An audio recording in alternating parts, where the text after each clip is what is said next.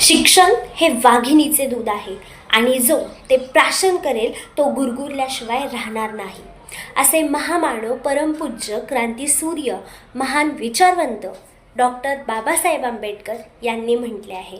नमस्कार, मी सृष्टी आणि wise of सृष्टीमध्ये तुम्हा सर्वांचं मनापासून स्वागत. आज मी बोलणार आहे अतिशय महत्त्वाच्या आणि गंभीर विषयावर. तो विषय म्हणजे प्राथमिक शिक्षणातील समस्या आणि उपाय. माननीय श्रोते हो, कोणत्याही राष्ट्राच्या विकासाची इमारत ही शिक्षण व्यवस्थेवर उभी असते आणि या इमारतीचा सर्वात महत्त्वाचा पाया म्हणजे प्राथमिक शिक्षण.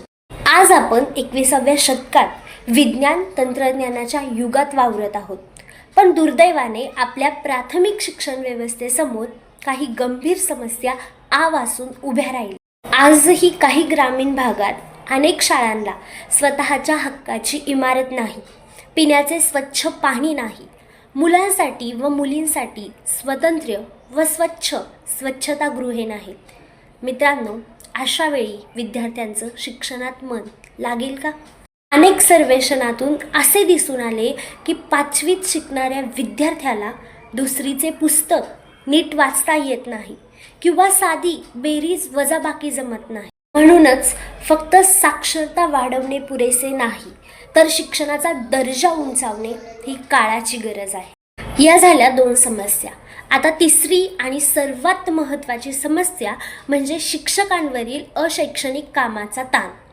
जनगणना, इलेक्शन ड्युटी किंवा इतर शासकीय कामांमुळे शिक्षकांना वर्गात शिकवण्यासाठी पुरेसा वेळ मिळत नाही. परिणामी विद्यार्थ्यांचं शैक्षणिक नुकसान होतं. मित्रांनो, पण एका नाण्याला 2 बाजू असतात. या होत्या समस्या. जिथे समस्या असतात तिथे उपायही असतातच, फक्त गरज आहे आपल्याला शोधायची. डिजिटल क्रांती. आजच्या काळात प्रत्येक शाळा डिजिटल होणं ही काळाची गरज आहे. ऑडिओ व्हिज्युअल या माध्यमामुळे मुलं कठीण विषयही हसत खेळत शिकू शकतात. आनंददायी शिक्षण.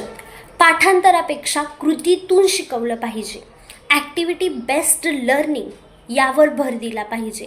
शिक्षणाचे ओझे कमी करून ते मनोरंजक बनवलं पाहिजे. पालकांचा सहभाग. शिक्षण म्हणजे केवळ फक्त शाळा आणि शिक्षकांची जबाबदारी नाही, तर पालकांनीही जाणीवपूर्वक आपल्या मुलाकडे लक्ष दिलं पाहिजे. त्याला नवीन नवीन गोष्टी शिकवल्या पाहिजेत. शाळेच्या उपक्रमात सक्रियपणे सहभाग नोंदवला पाहिजे. आपल्या मुलांसोबत फ्रेंडशिप बॉन्ड ठेवा. शिक्षकांना आधुनिक तंत्रज्ञानाचे प्रशिक्षण द्यावे आणि त्यांना फक्त अध्यापनाच्या कार्यासाठीच मुक्त ठेवावे. शेवटी मला एवढंच म्हणावंसं वाटतं की प्राथमिक शिक्षण म्हणजे केवळ अंकी किंवा अक्षरी ओळखीचा प्रवास नाही, तर तो सुजाण नागरिक घडवण्याचा पाया आहे. मित्रांनो, प्राथमिक शिक्षण हे खूप गरजेचं आहे. म्हणूनच सरकारने प्राथमिक शिक्षण मोफत केलं आहे. आपण जर आजच प्राथमिक शिक्षणातील या त्रुटी दूर केल्या तर उद्याचा भारत नक्कीच सामर्थ्यवान असेल.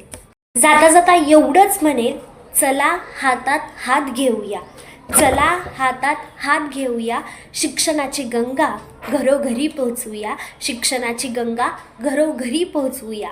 उद्याच्या उज्ज्वल भारताचे स्वप्न प्रत्यक्षात उतरवूया, उद्याच्या उज्ज्वल भारताचे स्वप्न प्रत्यक्षात. मित्रांनो, जर उद्याचा उज्ज्वल भारत घडवायचा असेल तर प्राथमिक शिक्षणाकडे जाणीवपूर्वक लक्ष दिलं पाहिजे. ही आपल्या प्रत्येकाची जबाबदारी आहे.